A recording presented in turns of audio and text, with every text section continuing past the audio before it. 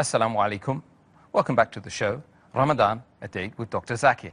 I'm your host, Yusuf Chambers, and today we are discussing the topic, acts recommended and discouraged whilst fasting. Next question relates to a person says, if a person watches TV, serials or news in which women are without their hijab, will this invalidate the fast? As far as looking at a woman without hijab, staring at her, it's not permitted in Islam. Whether during Ramadan or non-Ramadan, whether fasting or not fasting. And Allah says in the Quran, in Surah Nur, chapter number 24, verse number 30, say to the believing man that he should lower his gaze and guard his modesty. That means the moment he looks at a woman, any unashamed thought comes in his mind. If the woman is not in hijab, he should lower his gaze. So based on this verse of the Quran, it is haram to look and stare at a woman. And when you're watching television, but natural, when the woman comes on the screen, not that you lower your gaze, almost all of them, they continue staring at the woman. That reminds me of an incident that once I told my friend who was staring at a girl for a long time, I said, what are you doing? It's not allowed to stare in Islam. So he told me, our beloved Prophet said that the first glance is forgiven. The second is prohibited. I have not completed half my glance. What does the Prophet mean? Did it mean that you can stare at a woman for 10 minutes without blinking and saying that your glance is not completed? What the Prophet meant was that if you accidentally look at a woman, do not look at her again to feast on her beauty. And this is mentioned in the hadith of our beloved Prophet ﷺ of Sunan Abu Dawud, hadith number 2144, where Prophet ﷺ tells Hazrat Ali, may Allah be pleased with him, that do not look at the woman again. The first glance, it's accepted, but do not look at her again. Same hadith is repeated in Sunan Abu Dawud, hadith number 2143. The Prophet said that accidental glance is permitted, but do not look at the woman again.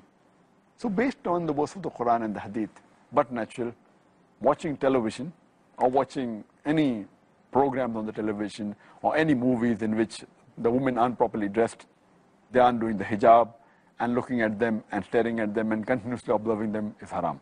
And all the more in the month of Ramadan, it is more bad.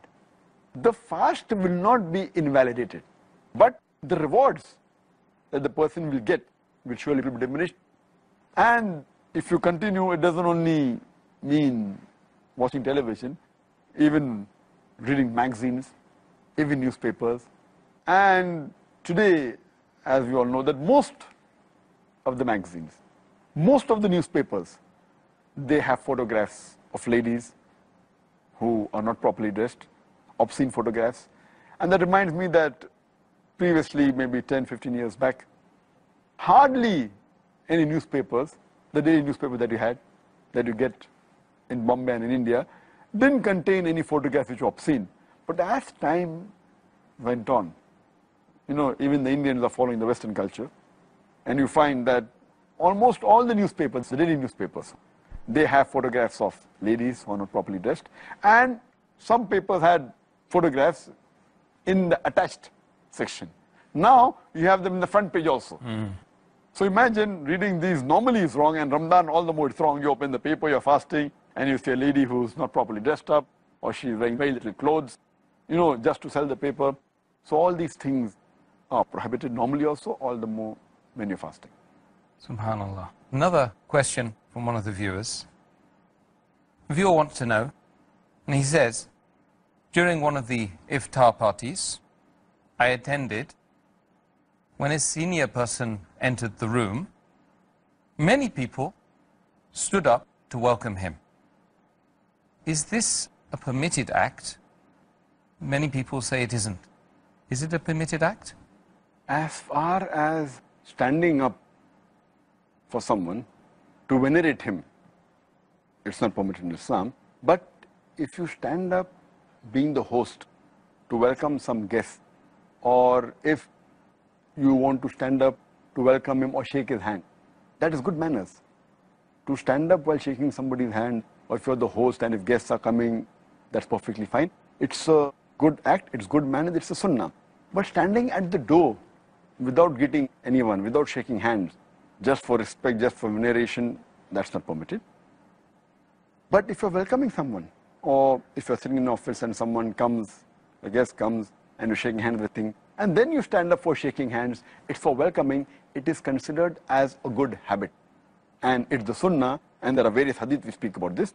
For example, if you read the hadith which is mentioned in Tirmidhi, hadith number 3872, it says that Prophet Muhammad sallallahu alaihi wasallam, he used to stand up for Fatima, and Fatima used to stand up for him.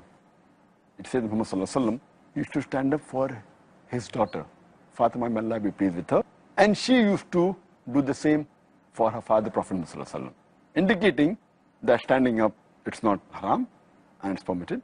And furthermore, there's a hadith mentioned in Sahih Bukhari, hadith number 3043, where the Sahaba stood up on the command of Prophet Muhammad sallallahu alaihi wasallam when Sa'ad ibn Mu'adh, he came to give the judgment on Bani Qurayza. That means the Prophet said that, told the Sahaba to stand up, and they stood up to welcome the other Sahaba. And further, if you read in Sahih Bukhari, hadith number 4418, it says that Talha, may Allah be pleased with him, he stood up and shook the hands of another Sahaba, Ka'b ibn Malik, when he repented to Allah and Allah accepted his repentance. So here it shows that one Sahaba is standing in front of the Prophet. The Prophet was present there to welcome the other Sahaba, and he shook hands with him.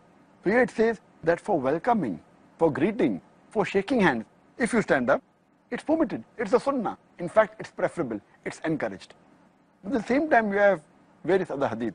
If you read the hadith of Sunan Abu Dawud, hadith number 5211, where it says that when the Prophet entered leaning on a stick, the Sahaba stood up, and the Prophet objected and said that, do you want to stand and give respect like the foreigners do?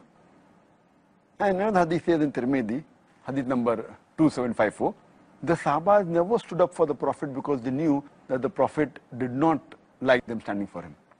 So here, seeing all these various hadith, you come to know that in different occasions, sometimes it's permitted, sometimes it is mustab, sometimes it is makruh, discouraged, sometimes it's haram. And Sheikh bin Baz, when he was asked the fatwa, may Allah have mercy on him, Rahimullah, when he was asked the fatwa, he categorized in 3 different categories. He said that if a person stands up for venerating someone else who's sitting down, like the people did to the Persian king, it is haram. Because the Prophet did not like it. And the Prophet said in hadith that when he was sitting and leading them in prayer, and the Sahaba stood up, he said that, don't stand up when I'm sitting, do not venerate me like the Persians did to the king. So standing up for someone, for respect, for veneration, when he's sitting down, it is haram. The second category is when someone walks in, you stand up, but don't shake his hand, don't wish him salam. And when he sits, you sit. Or when he's leaving, even you stand up without shaking his hand, without wishing him goodbye. So this is makruh. Well, as I mentioned, the several hadith that the Sahabas did not stand up for the Prophet didn't like it. But the third category is when you stand up for greeting someone, for welcoming someone, when you shake hands with him. This is mustahab. It's encouraged. It's the sunnah of the Prophet. So standing up for shaking somebody's hand or welcoming someone and greeting him, this is mustahab, it is good manners and sunnah of the Prophet. So you classify it under 3 different categories. So, Dr. Zakir, Jazakallah khair for once again your prompt and very good answers to the questions that the audience have posed today. Dear brothers and sisters in Islam, I hope you enjoyed it. I hope you got benefit. Even I hope that some of your questions were answered today. So please do join us at the same time tomorrow when we will be discussing Ramadan, the month of the Quran, part 1. Assalamu-alaikum wa rahmatullahi wa barakatuh.